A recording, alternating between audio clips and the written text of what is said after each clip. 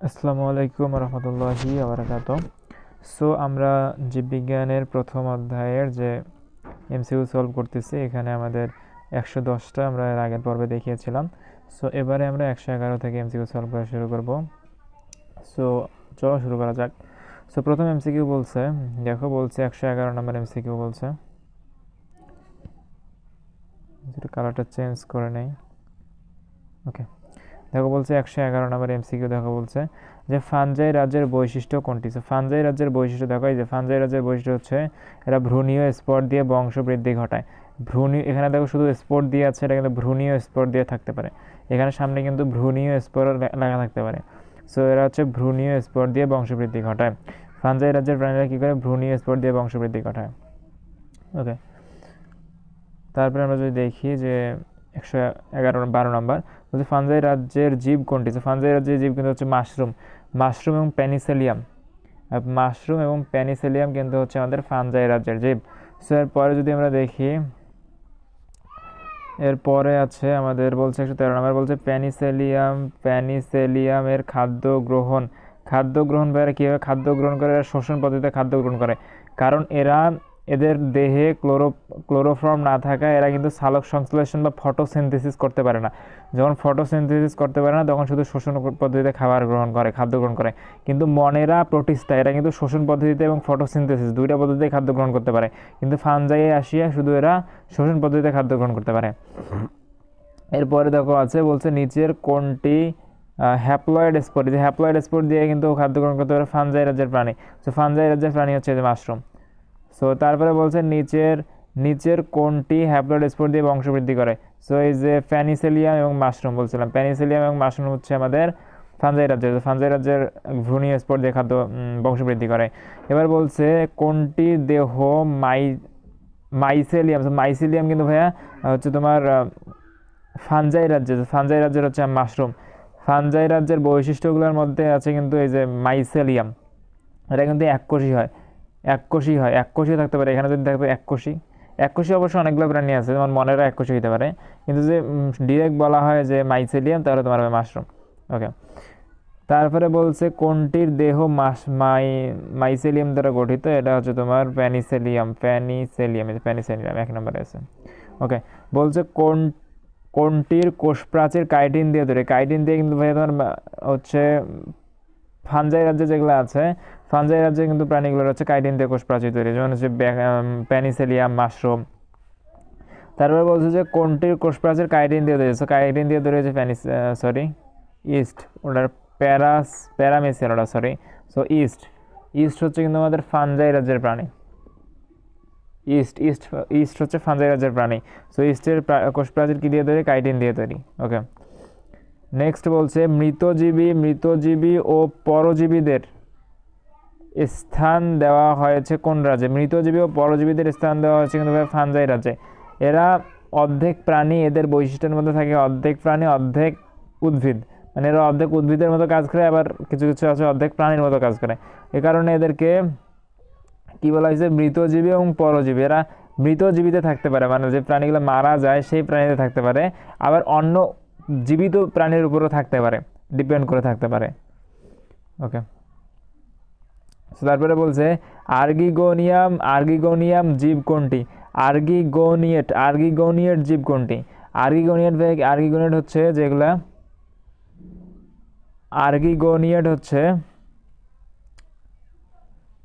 যে জীবগুলা মূলত স্ত্রী জননাঙ্গ বিশিষ্ট, মানে স্ত্রী জননাঙ্গ থাকে যে উদ্ভিদ, এটা কিন্তু যে উদ্ভিদে স্ত্রী জননাঙ্গ থাকে তারা আর্গিগোনিয়েট। এখানে কিন্তু উদ্ভিদ থাকা লাগতো, কিন্তু এখানে মাশরুম, এটা প্লান্টি রাজ্যে থাকা লাগতো। প্লান্টি না, এটাও প্লান্টি রাজ্যের না, এটাও প্লান্টি রাজ্যের না, এটাও প্লান্টি রাজ্যের না। তাহলে এখানে একটাও প্লান্টি রাজ্যের না। তো প্লান্টি রাজ্যে যদি আমাদের হইতো, তাহলে আমাদের এখানে আর্কিগোনিয়েটটা কাজ করতো, আর্কিগোনিয়েটটা থাকতো, কিন্তু একটা প্লান্টি রাজ্যের না, তাই এখানে আর্কিগোনিয়েট নাই। ওকে, তারপরে বলছে নিচের কোনটি আর্কিগোনিয়েট হচ্ছে আর্টোকার্পাস। আর্কিগোনিয়েট হচ্ছে তোমার এটা হচ্ছে আই হোপ কাঁঠালের বৈজ্ঞানিক নাম। সো আর্কিগোনিয়েট থাকে হচ্ছে তোমার আর্টোকার্পাস, মানে কাঁঠাল, কাঁঠাল বোঝানো হয়েছে এখানে। আচ্ছা, এটা একটু ডিফিকাল্ট লাগতেছে।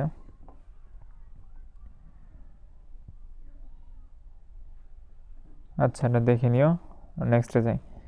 বলছে কোন রাজ্য যৌন জনন অ্যানাইসোগ্যামাস ধরনের, অ্যানাইসোগ্যামাস ধরনের কিন্তু হচ্ছে প্লান্টি রাজ্যের গুলা। হ্যাঁ, প্লান্টি রাজ্যের এখানে ডিরেক্ট দেওয়া আছে, কোন রাজ্য বলতে গেছে, হ্যাঁ প্লান্টি রাজ্যের গুলা। প্লান্টি রাজ্যের গুলা কিন্তু হচ্ছে অ্যানাইসোগ্যামাস, অ্যানাইসোগ্যামাস হচ্ছে প্লান্টি রাজ্যের গুলা। তারপরে বলছে কোন রাজ্যটি সপুষ্পক উদ্ভিদ বিশিষ্ট, এটা হচ্ছে প্লান্টি রাজ্য। প্লান্টি রাজ্য হচ্ছে সপুষ্পক উদ্ভিদ বিশিষ্ট। বলছে নিচের কোনটি স্বভোজী, মানে নিজে নিজেই খাদ্য তৈরি করতে পারে, এই যে আম গাছ, হ্যাঁ আম গাছ। আম গাছ সালোক সংশ্লেষণের মাধ্যমে নিজে নিজেই খাদ্য তৈরি করতে পারে। তো এরপর বলছে কোন কোন কোন রাজ্যের জীবের উন্নত টিস্যু, সরি, কোন রাজ্যের জীবে উন্নত টিস্যুতন্ত্র বিদ্যমান।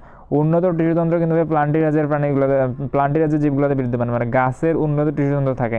আর প্রাণীর কিন্তু জটিল টিস্যুতন্ত্র থাকে, মানে অ্যানিমেলিয়া যেটা আর কি, প্রাণী না, অ্যানিমেলিয়া রাজ্যের জটিল টিস্যুতন্ত্র থাকে, আর উদ্ভিদের হচ্ছে উন্নত টিস্যুতন্ত্র থাকে।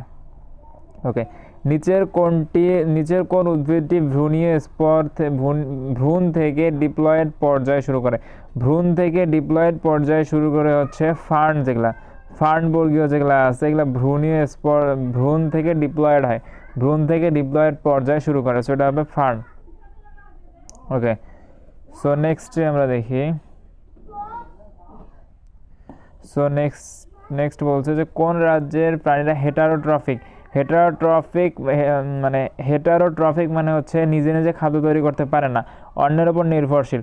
সো অন্যের উপর নির্ভরশীল এখানে হেটারোট্রফিককে অ্যানিমেলিয়া, মানে প্রাণী যেগুলো আছে অ্যানিমেলিয়া যেগুলো, এগুলো কিন্তু নিজে নিজে খাদ্য তৈরি করতে পারে না, এরা হচ্ছে উদ্ভিদের উপর ডিপেন্ড থাকে। তারা বলছে মানুষকে হেটারোট্রফিক বলা হয় কেন। এই যে কোষে ক্লোরোপ্লাস্ট অনুপস্থিত, এখানে প্লাস্টিড বলছে। সো প্লাস্টিড অনুপস্থিত মানে হচ্ছে ক্লোরোপ্লাস্ট নাই, ক্লোরোপ্লাস্ট না থাকলে তো খাদ্য তৈরি করতে পারবে না, এটা আর কি বোঝানো হয়েছে। বলছে প্রোটোজোয়া ছাড়া সকল মেরুদণ্ডী অমেরুদণ্ডী প্রাণী কোন রাজ্যের অন্তর্ভুক্ত। অ্যানিমেলিয়া রাজ্যের অন্তর্ভুক্ত। প্রোটোজোয়া ছাড়া সকল মেরুদণ্ডী অমেরুদণ্ডী প্রাণী হচ্ছে অ্যানিমেলিয়া রাজ্যের অন্তর্ভুক্ত, যার মেইন উদাহরণ হচ্ছে অ্যানিমেলিয়ার। বলছে এবার দেখো, বলছে প্যানিসেলিয়ামের খাদ্য গ্রহণ, প্যানিসেলিয়াম কোন রাজ্যের প্রাণী। প্যানিসেলিয়াম হচ্ছে তোমার, প্যানিসেলিয়াম কোন রাজ্যের প্রাণী, প্যানিসেলিয়াম হচ্ছে তোমার ফানজাই রাজ্যের প্রাণী। সো ফানজাই, যে একটু আগেই বললাম যে ফানজাইরা শুধু শোষণ পদ্ধতিতে খাদ্য গ্রহণ করতে পারে, আর মনেরা আর প্রোটিস্টা হচ্ছে তোমার সালোক সংশ্লেষণ করতে পারে। কিন্তু ফানজাই রাজ্যে যে প্রাণী আছে, যে প্যানিসেলিয়া, এর ফানজাই রাজ্যের প্রাণীগুলো শুধু শোষণ করতে পারে, কারণ এদের হচ্ছে ক্লোরোপ্লাস্ট নাই। তারপর হচ্ছে অ্যানিমেলিয়া রাজ্যের বৈশিষ্ট্য কোনটি। অ্যানিমেলিয়া রাজ্যের বৈশিষ্ট্য হচ্ছে ভ্রূণীয় স্তর সৃষ্টি করে। অ্যানিমেলিয়া রাজ্যের বৈশিষ্ট্য কি, ভ্রূণীয় স্তর সৃষ্টি করে। অ্যানিমেলিয়া রাজ্যের বৈশিষ্ট্য হচ্ছে এরা ভ্রূণীয় স্তর সৃষ্টি করে। অ্যানিমেলিয়া রাজ্যের বৈশিষ্ট্য হচ্ছে এরা ভ্রূণীয় স্তর তৈরি করে। ওকে, অ্যানিমেলিয়া রাজ্যের জীবদেহে নিচের কোনটি অনুপস্থিত। প্লাস্টিড, মাইট্রোকন্ড্রিয়া বলছে, প্লাস্টিড জীবদেহে নিচের কোনটি অনুপস্থিত। মাইট্রোকন্ড্রিয়া অনুপস্থিত। আচ্ছা, এটা মাইট্রোকন্ড্রিয়া হবে। সো মাইট্রোকন্ড্রিয়া অনুপস্থিত। ওকে, নেক্সট হয়ে যায়, এটা একটু ডিফিকাল্ট, দেখে নিবা। এখানে প্লাস্টিডও কিন্তু হওয়ার কথা ছিল, প্লাস্টিডও তোমরা হয়তো বা দাগায় আসবা, কিন্তু এখানে হবে মাইট্রোকন্ড্রিয়া। এখানে জীবদেহ বলছে, জীবদেহে কিন্তু হচ্ছে মাইট্রোকন্ড্রিয়া। ওকে, মানে একটু এখানে পড়ি। বলছে অ্যানিমেলিয়া রাজ্যের জীবেরা সুকেন্দ্রিক ও বহুকোষী প্রাণী, এদের দেহে মাইট্রোকন্ড্রিয়া আছে কিন্তু সরি, এখানে বলছিল কোনটা উপস্থিত। উপস্থিত হচ্ছে মাইটোকন্ড্রিয়ার, এইগুলো হচ্ছে অনুপস্থিত। কোষ প্রাচীর থাকে না, কিন্তু প্রাণী কোষে কোষ প্রাচীর থাকে না।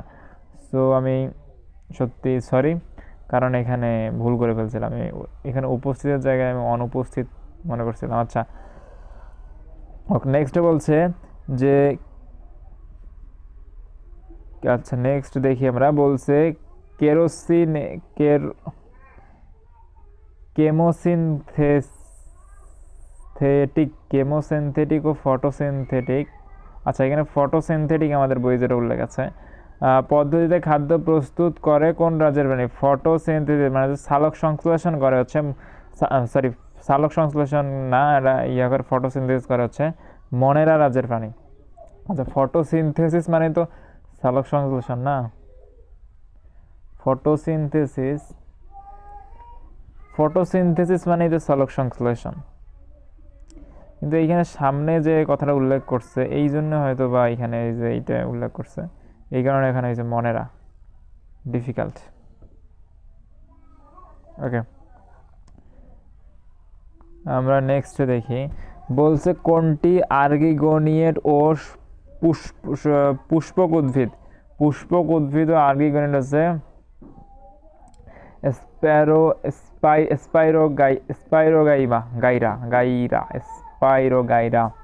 স্পাইরোগাইরা প্রকৃতির নিউক্লিয়াস যুক্ত সুগন্ধি।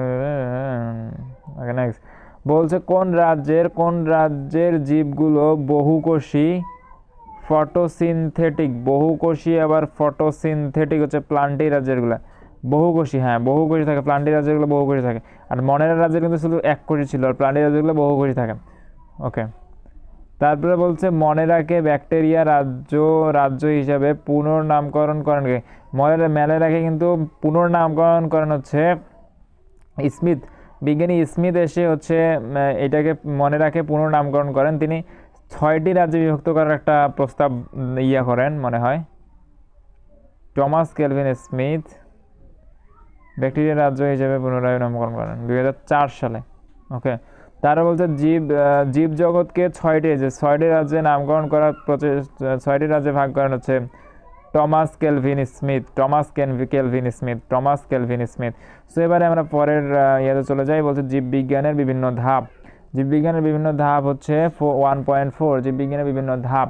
সো জীববিজ্ঞানের বিভিন্ন ধাপে এখানে বলা হয়েছে যে কোন প্রাণী বংশভিত্তিকভাবে উন্নত হচ্ছে প্রাণী, কারণ প্রাণী এখানে সবার চেয়ে উন্নত, সবার চেয়ে উন্নত। নেক্সট বলছে কি দেখি, বলছে মানুষের শ্রেণীবিন্যাসের সঠিক ক্রম কোনটি? মানুষের শ্রেণীবিন্যাসের সঠিক ক্রম দেখি এখানে, এই যে এইটা। সো বলছে মানুষের শ্রেণীবিন্যাসের সঠিক ক্রম হচ্ছে ম্যামেলিয়া থেকে হচ্ছে প্রাইমেট থেকে হচ্ছে হোমিনিডাই। ওকে, তারপরে যদি আমরা দেখি বলছে এটা দেখো, বলছে এখানে শ্রেণীবিন্যাসের ধাপগুলোর ক্ষেত্রে কোন ক্রমটি সঠিক? সো এখানে দেখি শ্রেণীবিন্যাসের ধাপ অনুযায়ী কোন পর্বটি সঠিক, এখানে গ নম্বর। সো বলছে পর্ব, শ্রেণী, বর্গ, গোত্র। সো আই হোপ যে তোমাদের ধাপটা আছে, ধাপটা মুখস্থ আছে। ধাপটা হচ্ছে রাজ্য, পর্ব, শ্রেণী, বর্গ, গোত্রগণ, প্রজাতি। রাজ্য, পর্ব, শ্রেণী, বর্গ, গোত্রগণ, প্রজাতি। সো আই হোপ যে ওইটা মুখস্থ থাকলে, ওটা মুখস্থ অবশ্যই করা লাগবে। সো ওইটা থাকলে আমাদের কিছু এমসিকিউ আমরা এখানে স্কিপ করতে পারবো। বলছে আন্তর্জাতিক কোডের ধাপ কয়টা? 7টা। এই যে রাজ্য, পর্ব, শ্রেণী, বর্গ, গোত্রগণ, প্রজাতি। Kingdom, phylum, class, order, family, গণ, species, genus, species. Kingdom, phylum, class, order, family, গণ, জেনাস, স্পিসিস। ওকে, সো আমরা পরের ধাপে যাবো। নিচের কোনটি মানুষের বৈজ্ঞানিক নাম? মানুষের বৈজ্ঞানিক নাম হচ্ছে হোমো সাপিয়েন্স। হোমো সাপিয়েন্স মানুষের বৈজ্ঞানিক নাম। বলছে মানুষের প্রাইমেট কি হয়? মানুষের প্রাইমেটের কারণে কি হয়? মানুষের প্রাইমেট মানে এরা আঁকড়ে ধরার উপযোগী হাত আছে। প্রাইমেট মানে কিন্তু এখানে এদের কি আছে? আঁকড়ে ধরার মতো হাত আছে, প্রাইমেট মানে আঁকড়ে ধরার উপযোগী হাত আছে। তারা বলছে প্রাইমেট কোন প্রাণীর বর্গের নাম? প্রাইমেট হচ্ছে হোমো স্যাপিয়েন্সের বর্গের নাম। ওকে, তারা বলছে মানুষ কোন গোত্রের অন্তর্ভুক্ত? মানুষ কোন গোত্র? গোত্র, গণ, প্রজাতি। গোত্র হচ্ছে হোমিনিডাই গোত্রের প্রজাতি, হোমিনিডাই। ওকে, তারপরে বলছে মানুষের গণ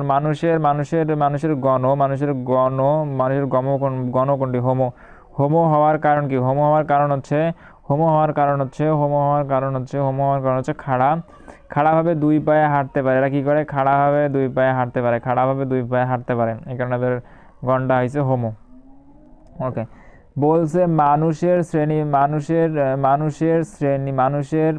মানুষের প্রজাতির নামকরণ নিচের কোন বৈশিষ্ট্যের ভিত্তিতে হয়েছে? মানুষের প্রজাতির নামকরণ হচ্ছে বুদ্ধিভিত্তিকভাবে উন্নত। মানুষ কি বুদ্ধিভিত্তিকভাবে অন্যান্য প্রাণীদের চেয়ে উন্নত? তারপর বলছে নিচের কোন রাজ্যে বাচ্চার বুকের দুধ খাওয়ায় এবং লোম আছে? নিচের কোন রাজ্যে? অ্যানিমেলিয়া রাজ্যের। এবারে আমরা আসি হচ্ছে দ্বিপদ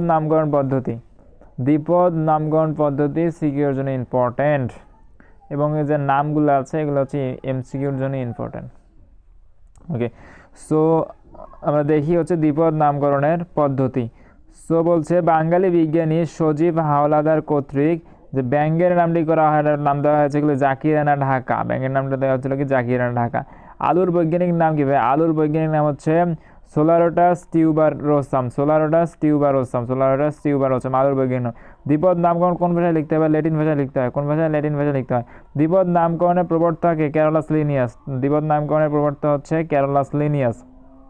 ওকে, নিচের কোন গ্রন্থে লিনিয়াসের এই যে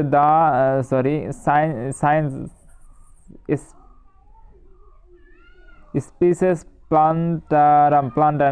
প্লান্টারাম, সো এটি প্রবর্তনের মাধ্যমে তিনি দ্বিপদ নামকরণ যে একটা আছে, মানে দ্বিপদ নামকরণ টাইপের যে কিছু একটা করা যায়, তিনি এই বইটার মাধ্যমে সেটা প্রকাশ করেছিলেন। ওকে, তারপরে বলছে লিনিয়াস তার বইটি কত সালে রচনা করেছিলেন? এটা হচ্ছে 1735 সালে। 1735 সালে তিনি তার বইটি রচনা করেছিলেন, যখন তিনি আপসালা বিশ্ববিদ্যালয়ে থাকতেন। তারপরে বলা হয়েছে যে ক্যারোলাস লিনিয়াস কোন দেশের বিজ্ঞানী? ক্যারোলাস লিনিয়াস সুইডিশ বিজ্ঞানী। ক্যারোলাস লিনিয়াস বলছে উদ্ভিদের ক্ষেত্রে দ্বিপদ নামকরণ পদ্ধতি কোনটি? উদ্ভিদের ক্ষেত্রে জুলজিক্যাল। উদ্ভিদ বলছে না, উদ্ভিদ হচ্ছে বোটানিক্যাল। সো উদ্ভিদ হচ্ছে botanical. International code of botanical nomenclature. International code of zoological nomenclature হচ্ছে প্রাণী, আর হচ্ছে বোটানিক্যাল নোমেনক্লেচার হচ্ছে উদ্ভিদ। ওকে, তারপরে বলছে প্রাণীর নাম কিসের নিয়ম অনুসারে হতে হবে? প্রাণীর নাম international code of zoological nomenclature হতে হবে। ঢাকায় আবিষ্কৃত ব্যাঙটির বৈজ্ঞানিক নাম কি? যে জাকিরানা ঢাকা। তারপরে বলছে নিচের কোন জীবের বৈজ্ঞানিক নাম জাকিরানা ঢাকা? এটা হচ্ছে কি ঢাকার একটি ব্যাঙ। সেখানে ডিরেক্ট ব্যাঙ দেওয়া আছে, তো ব্যাঙই দেখাই দিই। বলছে দ্বিপদ নামকরণের সর্বশেষ ধাপ কোনটি? গোত্রগণ প্রজাতি।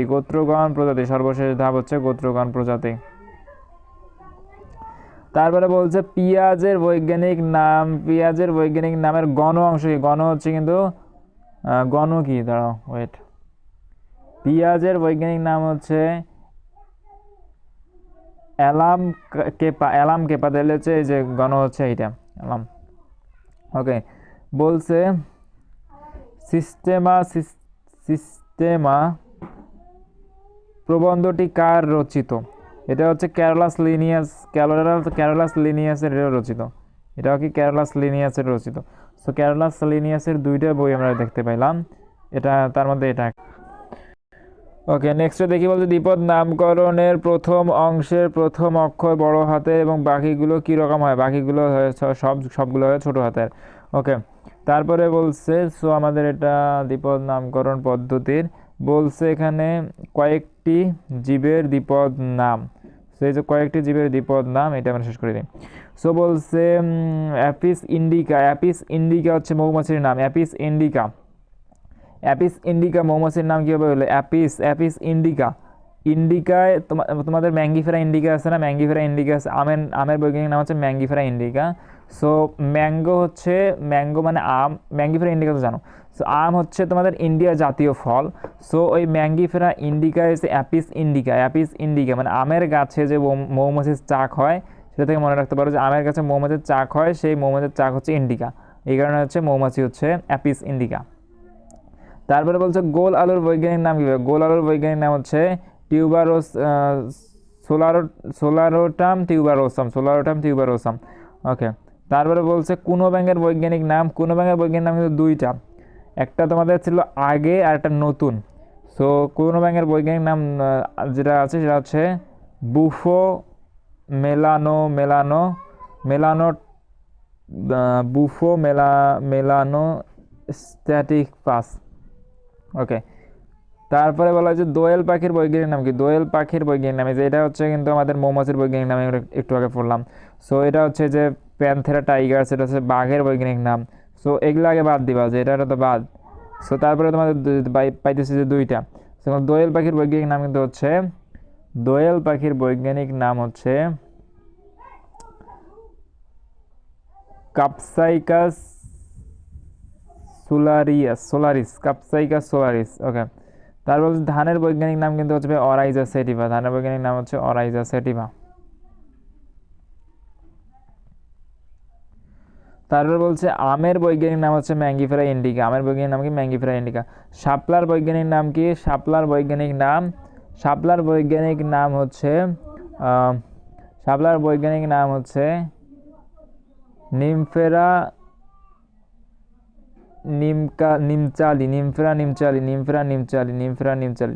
নিমচালি।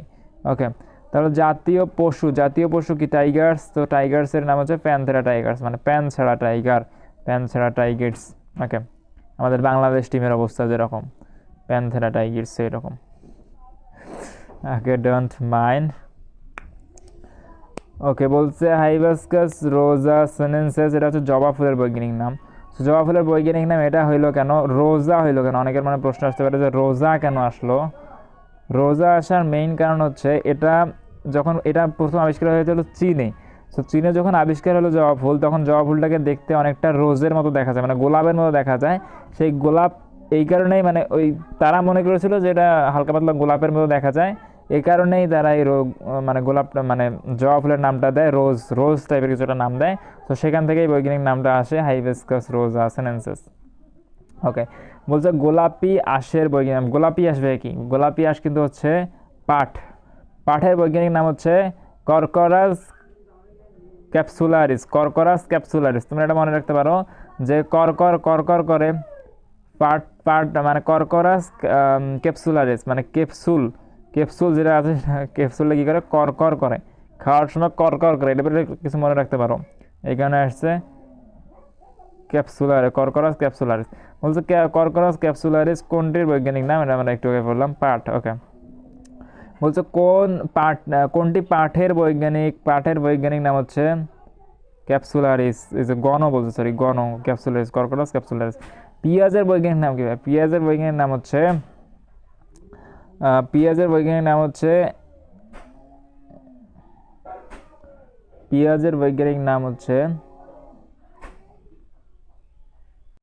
পেঁয়াজের বৈজ্ঞানিক নাম। তারপরে যদি আমরা দেখি, বলছে মৌমাছির বৈজ্ঞানিক নাম কি? সো মৌমাছির বৈজ্ঞানিক নাম আমরা একটু আগেই পাইলাম, হচ্ছে অ্যাপিস ইন্ডিকা। ইন্ডিয়ায় যে আমের মৌমাছির চাক। তারপর বলছে নিচের কোন বৈজ্ঞানিক নামটি সঠিক নয় বলছে সঠিক নয়। সো এই দেখো, এই যে সেপিয়েন্স বানান কিন্তু ভুল। সেপিয়েন্স বানান হবে কি? SAPIENCS। নিচের কোন বৈজ্ঞানিক নামটি সঠিক নয়? SAPI, এই যে পি এখানে কিন্তু এল, এই যে এল দিছে না, এখানে হবে আই। তুমি যদি তোমার দেখা যাচ্ছে না হয়তো,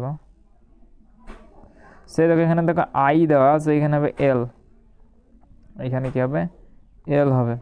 ওকে, সেটা রং, মানে এটার ক্যান্সার এখানকার। বলছে দেখো এখানে বলছে যে